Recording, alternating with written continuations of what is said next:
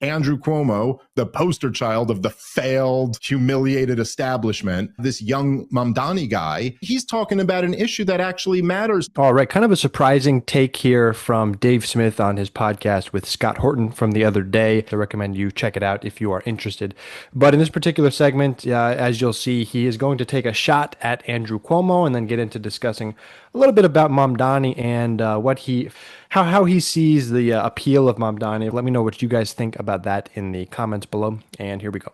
The having fiat currency in a central bank, and particularly like easy money policies, which have been the norm for since 2001 or 2002, something like that. For now, I mean, when I say the norm, even when we are like right now might feel like we're in a high interest rate environment because we were at zero for so long, we're still pretty relatively low interest rates right now. So we've had ease. And what ends up happening with this is it creates this huge industry of people becoming multimillionaires off speculating, because when you have low money, you're always speculating what can you get more interest on because you're losing value in the currency. Also, our tax laws, of course, as every working person knows, our tax laws push you into putting your money on Wall Street. Like, you're going to have to pay full taxes if you don't put some of this in a retirement account. What's a retirement account? It's handing your money to the big banks to go gamble with. And so these people who are making millions of dollars on Wall Street are really just extracting the money out of the real economy. I mean, they're not producing anything, and yet the money that they have, they take and they go buy real things that were produced by people working. And so they're just extracting the money out. Then on top of that, you have this giant regulatory state, which is an incredible burden for existing businesses and an incredible disincentive for new production to come along. And on top of that, I think the dynamic that you're really getting at, which is an interesting one, is that I think one of the best microcosms of this was this primary that just wrapped up in the New York City mayoral race, where you have Andrew Cuomo, just like the poster child of the failed, humiliated establishment, and then you have this young Mamdani guy. And so Mamdani is sitting there talking about the unaffordability of New York City. And he's doing all these videos where he's like, hey, did you know like these food on the street carts, which New York City is known for? You know, chicken over rice used to be like $7 and now it's $16, or I don't remember the exact price, but it's like something like that. And Andrew Cuomo's sitting there and going, you haven't even pledged to visit Israel. And like, so just right away, as backward as the socialist policies are, you can see this like tremendous advantage that they give to the leftist who's like, hey, he's talking about an issue that actually matters to somebody who lives in Brooklyn. Whereas this other guy said, what? The big controversy was that he favored a one-state solution rather than like, what? What? Obviously, who would care about that as much as this?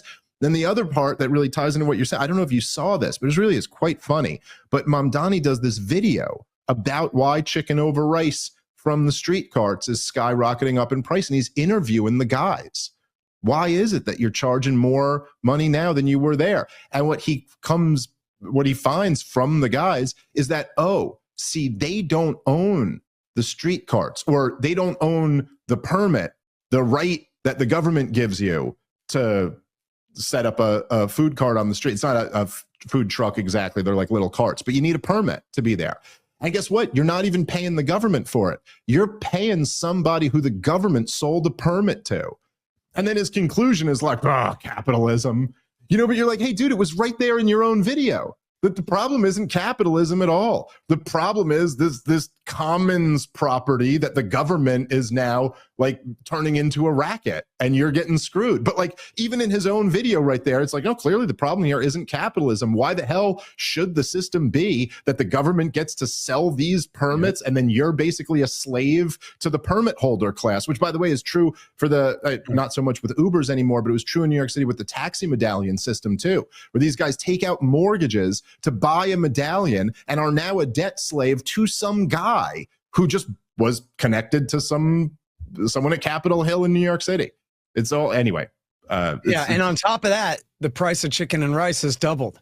So one of the things I really like about Dave Smith, he seems to be pretty in touch with the vibe of the country and sort of your everyman and the frustrations that a lot of people have with really the political establishment. This is not news. Trump has been around for 10 years and sort of selling himself as that guy.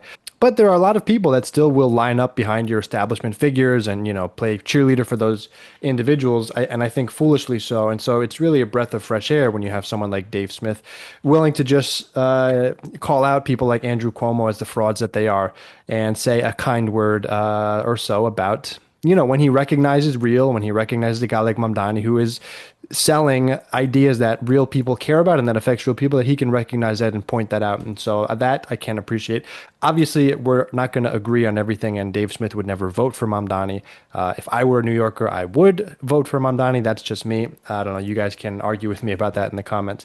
But I think unfettered capitalism is just as dangerous as unfettered socialism, right? Both extremes are not going to be good at the end of the day. You have to come to sort of a mixed market middle that works for everybody, where there are certain rules that make it so people can't get screwed over. One of my main issues at the end of the day is corruption. And so if Mamdani is somebody that is taking small dollar donations, is not one of these corrupt establishment goons, that I actually believe that fact alone gives him a leg up in actually being successful. So that's why at the end of the day, I appreciate a guy like Mamdani, because I actually think he believes what he says, and he's got some fresh ideas that I think are worth trying.